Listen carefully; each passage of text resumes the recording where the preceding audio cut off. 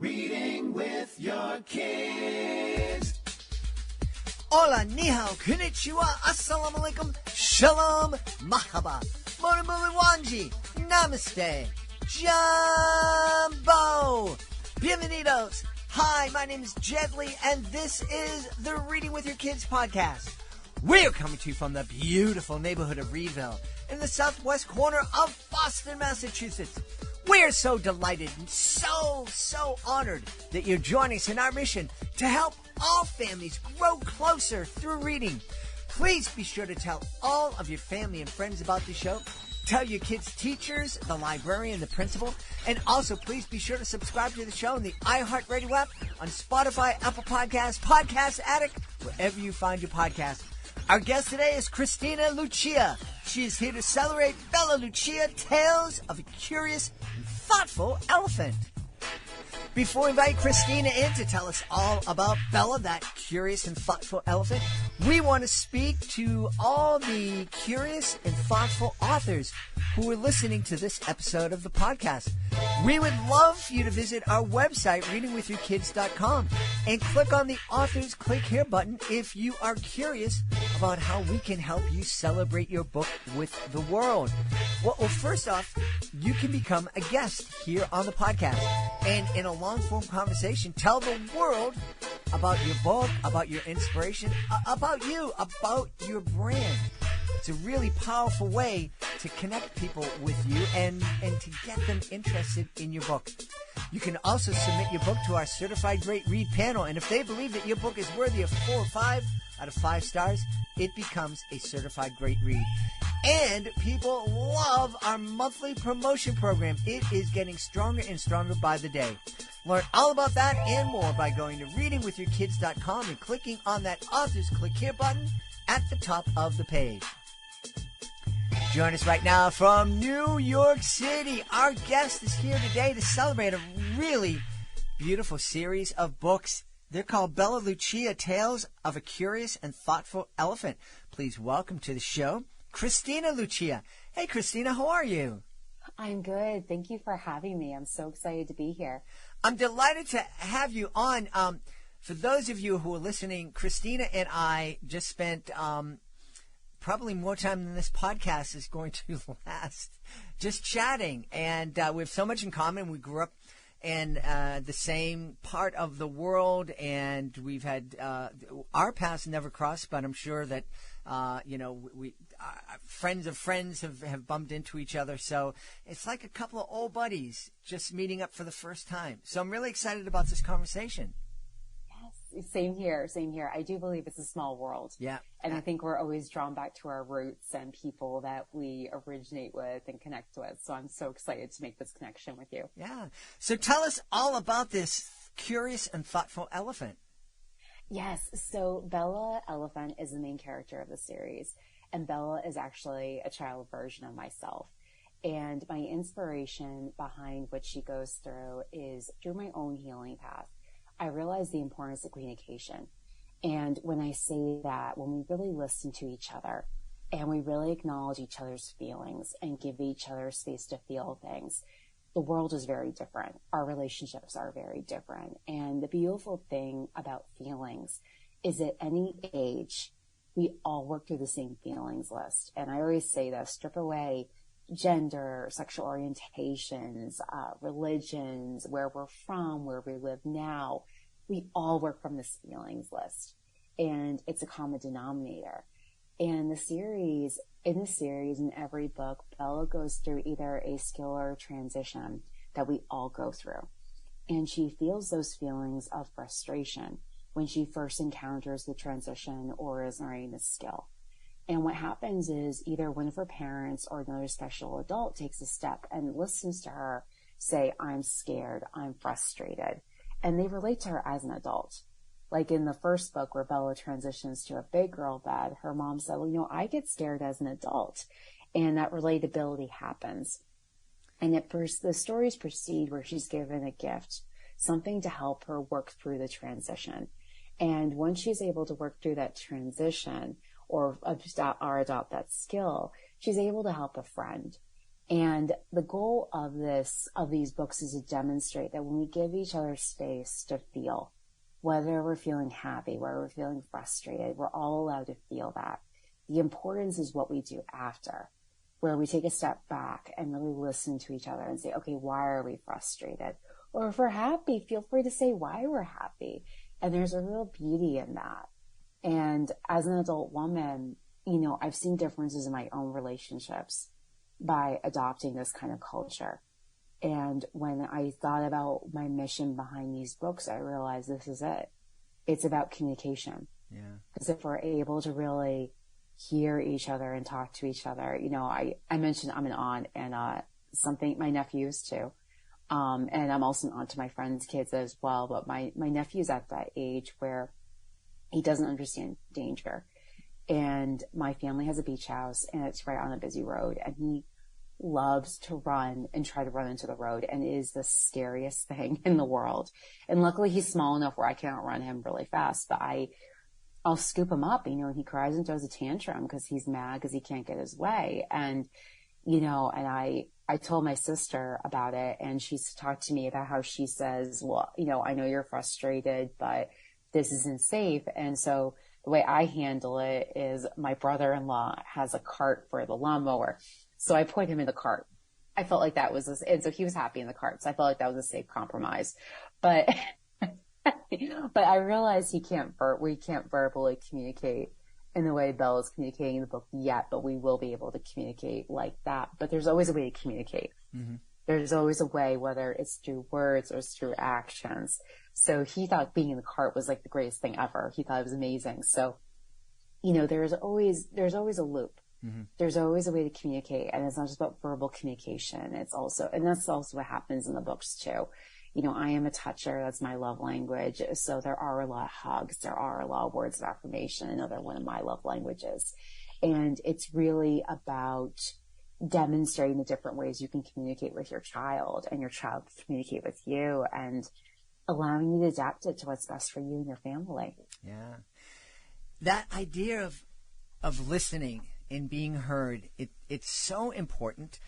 And it's something that I learned, and for the most part, me and my kids, who are now adults, had good communications, and we still have very good communications. But there was one moment, a few years in my son's life, where in middle school, and it was a very difficult time for him in school, and it was very difficult being with him at home, because he would take a lot of the anger and whatnot that he was feeling would be expressed at home, and every time something happened, it was like, but 3 years ago you did this, and you did that, and this, and finally one night I said to him, look, dude, it's late right now.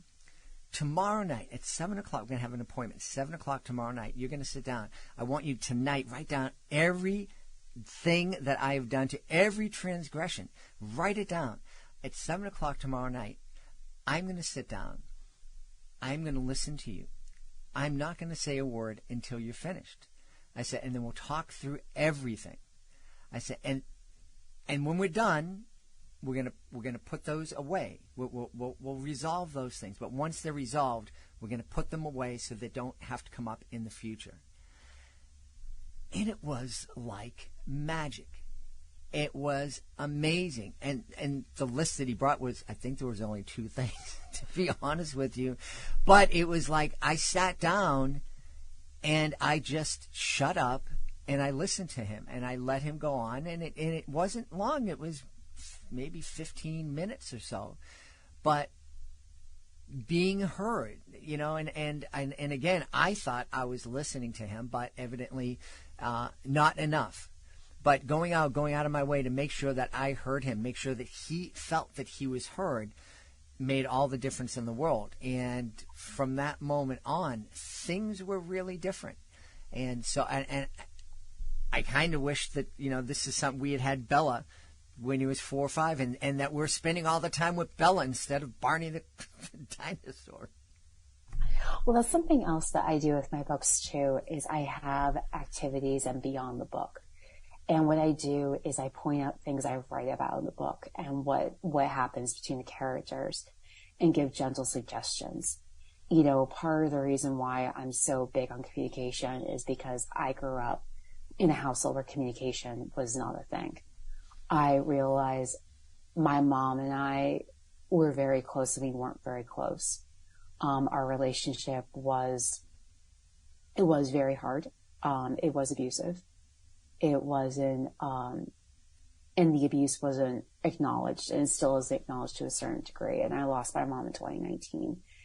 And it was very frustrating as an adult, realizing communication was not there, and that was a huge problem. And there were a lot of things that weren't pivoted, like, as I matured. And, like, 'cause there were different forms of communication between us. Like, we weren't communicating verbally, but we were communicating with touch. For example, my mom would do my hair every morning. And when I got into puberty, it wasn't cool to have my hair braided anymore. So my mom stopped braiding my hair. That was a communication point for us. I didn't realize it till I was a grown woman, but we lost that. Mm-hmm. And my mom, and I was going through puberty, and my mom, unfortunately, was not a space in her life to realize, like, oh, I need to pivot with my daughter. She couldn't guide me through that. And I wasn't at a maturity space in my life maturely where I was able to say, hey, Mom, we need to figure something else out. Like, we don't have our hair thing. Like, what is our thing? You know what I mean? Like, what is our moment? And there is, you know, I love my mom. I love my mom very much. And I know she loved me. And I know it wasn't on purpose, but the thing I do take away from my relationship with my mother is I realize I do have a choice. I do have a choice to heal. I do have a choice to work on this. And it was through my desire to heal our relationship and build our relationship that I fell into my healing work. I realized the importance of understanding how to communicate my feelings, the importance of how to communicate with others. And after my mom passed, a family member of mine sent me a message, a very long message, and it was very hurtful. There were a lot of hard things said, and this individual and I had a heart-to-heart conversation over a year ago. And I was able to calmly say in that conversation, this really hurt. And they not only acknowledged my feelings, but they apologized. And it was a very powerful moment because I saw the power of communication. I saw the power of not pointing fingers. I saw the power of just saying how I feel and not accusing anybody and allowing that space for them to process it and for me to process it as well. And, you know, I did, my mom was very Italian, and when she was ill, you know, she motioned me over. Like, we have, like, I say it's like Pavlov's dog, you know, they do this motion and I just kind of go. And she wrote me a note saying negativity isn't good because I was scared, you know, and I said, okay, Ma, you know, because again, I felt it was my responsibility to be positive. So I agreed with her, and I'll never forget. I said in front of a whole room of people, you know, I promised my mom to be positive.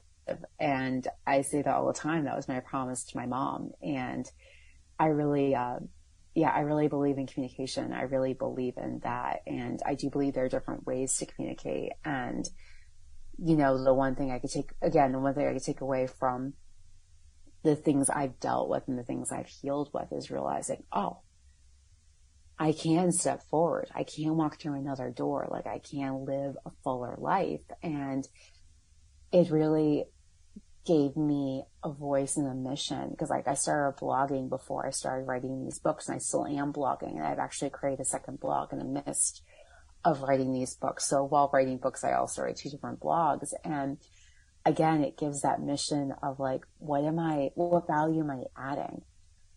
And what am I demonstrating, you know? And there's something really, really beautiful about that. And, really beautiful about opening your heart and being willing to listen to each other, because relationships really grow beautifully when we communicate. Yeah. I want to take a minute, if you don't mind. Social media introduces us to all sorts of people. And one of the people, and I follow a lot of people that I don't necessarily agree with, because I want to learn, especially on issues that I have a hard time understanding. And a lot of these particular influencers who have big followings, they've experienced a lot of the same hurt that you're mentioning, trauma from childhood around parents and whatnot. And for a lot of them, the message that they give out is, you don't have to deal with that anymore. Throw these people out of your life, get rid of them, and just kind of, and I guess that's one way to deal with it, but it's still like, it feels empty to me, because it's like you're just hacking things out of your life. And I know sometimes that has to happen. Sometimes you have to prune the tree so it can grow. But I don't hear these people saying, well, maybe we can find a way to forgive or mend this trauma before we start hacking it away.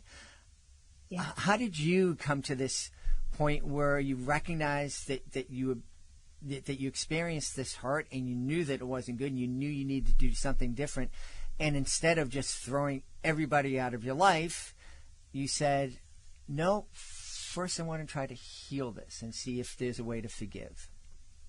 So I was very fortunate in that, and I do believe this is my grandma, so that's why I'm a Lucia. My grandma was Lucy. My mom and I had a really bad fight. I had a really bad fight with my mom, and ironically, I actually walked out the door and met somebody that I thought I was going to spend the rest of my life with, and that turned out to be another bottom. It didn't work out, and those two events led me to a therapist, and I swear it was my grandma that led me to this therapist, because she was very aware of inner child work. All of us, we could have the perfect Leave It to Beaver childhood.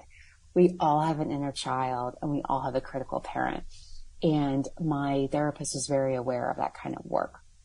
And I worked with her for 3 years. And when she released me, I was already doing adult children of alcoholic work. And in adult children of alcoholic groups, the group that I go to, I mean, it's a national, worldwide group. The I go meeting in particular, because I like the group. It works with my schedule. In any group you go to, you work with your inner child and your critical parent. Because in light of what you said, you're working on living in harmony with these two selves. You're looking to work and live in peace with both of them, because you're never going to eliminate both of them. Mm-hmm. And it also goes with feelings. Like, a lot of times there are certain people in my life I've had to walk through. Like, for example, my mom's anniversary is a hard day for me, but I make it a point to be happy that day. But I also have made a choice to say, you know what, I want to be around people. And I've had people tell me that I'm wrong to want to be around people, or I'm wrong to feel frustrated. And when they do that, that's when I step away and I realize they're not doing the kind of work I'm doing, because we're all allowed to feel frustrated. We're all allowed to feel our feelings.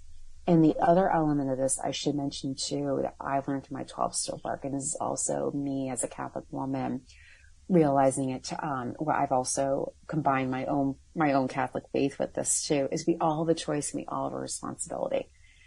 And when you realize that, it releases the control and it releases a lot of pressures, and it makes you realize, oh, I'm allowed to feel scared. I'm allowed to feel frustrated. At the same time, I also have a responsibility for how I choose to relate. Like, for example, when Bella is scared about her sleeping in her new room, in her new big girl bed, she takes responsibility to say, I'm scared, I'm frustrated.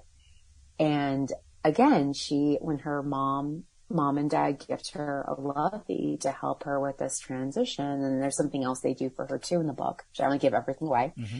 She does make a choice to walk through that door with her parents. She makes a choice to sleep with that lovey. She makes a choice to agree, okay, I will compromise to this, and as adults, we're still allowed to do this. And as children, especially, we're allowed to do this because we need to have room to evolve. And the other thing I'd love to mention too is we're always evolving. Mm-hmm. Even as adults, we're evolving and allowing each other that space, realizing that, like, I bring up my nephew all the time because he's 2 and you're a father, like, he's at that age where every time I see him, and I see him every couple of months, like, something is new. there's a new nuance or there's a new skill or like, it's just something is always new. And, you know, being open to that, but at the same time, I also have to be open to my family as well and people I'm working with and people, my neighbors and my relationships, because we're all evolving. You know what I mean? Just because we're one day, we're this way this day doesn't mean we're going to be this way tomorrow. And again, it's that openness and that evolution. So I totally agree, because if you don't work on your inner child and your critical parent, you do repeat your patterns. You know, and I'll give a perfect example really fast. So like, there are a lot of influencers as well too, given I'm a B2C business as an author, as an illustrator. It's the name of the game. Like, it's what I do. But, there are certain influencers where they do get the game. You know what I mean? They keep certain things off the table. You know what I mean? When it comes to posting on social, but I've met some of them in person and you know, they're human. They'll say, yeah, my kids drive me crazy today. You know what I mean? They're human. Whereas there's the other influencer where she does put all her stuff on. She's a mega. She puts all her stuff out there. And I'm listening to this and I'm like, but you made the choice to do this and you made a choice to do this and nobody's forcing you to do this. But then you know what I mean? Like, there's a lack of, what I see a lot is this lack of connection between choice and responsibility. You know, and once you realize that choice and responsibility factor, that's really huge too. But again, it all boils down to this recognizing our inner child and our critical parent and learning to live harmoniously with them. And it is a process. Like, I'm constantly working on it. Like, I'm not saying I'm amazing at it. Like, I still have to, like we were talking before about doors opening and closing. Like, I still have to take that moment where that little girl is upset when that door closes, and my loving parent needs to come out and say, no, we're going to find another door. We always do. We're going to figure this out. This is okay, you know, and we're allowed to feel that. Yeah.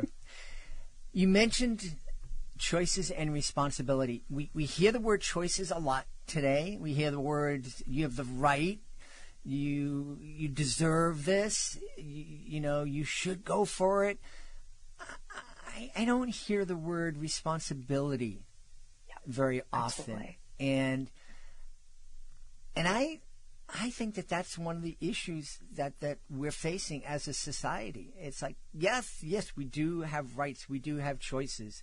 It is important to be authentic to ourselves, but it's also important for us to take up and to meet the responsibilities that we have to ourselves and to others. Oh, absolutely. I totally agree. And like, there are things in my personal life which I don't, like, I'm a homeowner, for example.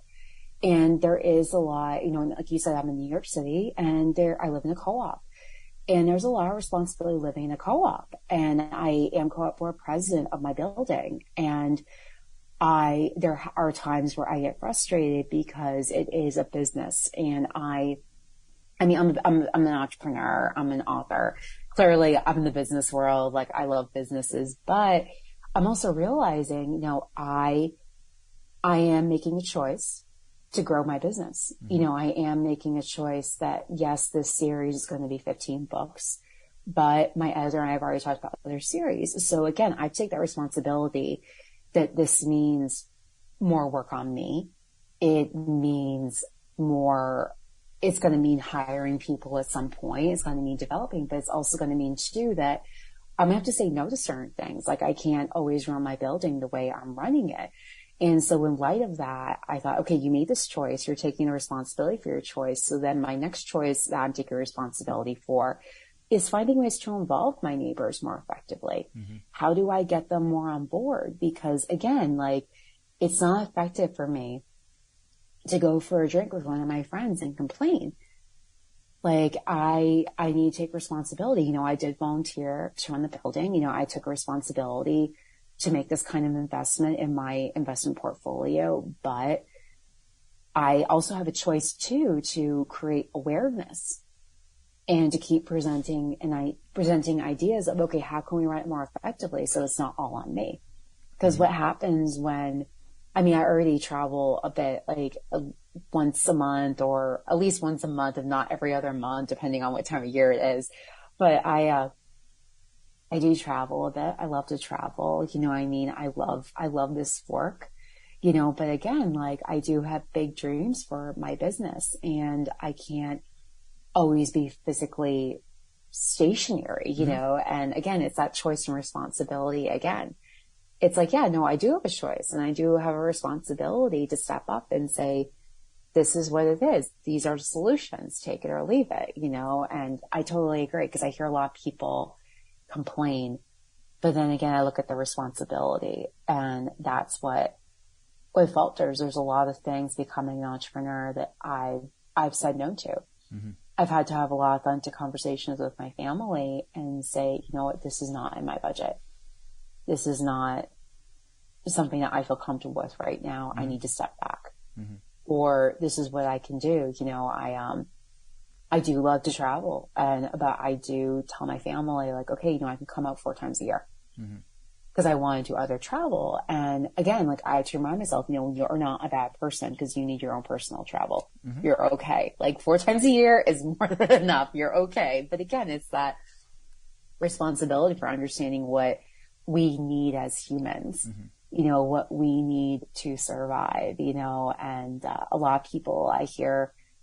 The other thing too that I realized too is acknowledging the why, because a lot of times with, especially with certain influencers that I follow, you see a lot of beautiful things and it's like, well, why do you want those things? Why do you need those things? And when you start focusing on the why and not the physical product, that's another really big piece too. Cause I see people like, I was actually one of the first round of podcasts I did when I started pitching is this man, we had a fun conversation and this man asked me, what's your dream house? Like, what kind of dream house do you want?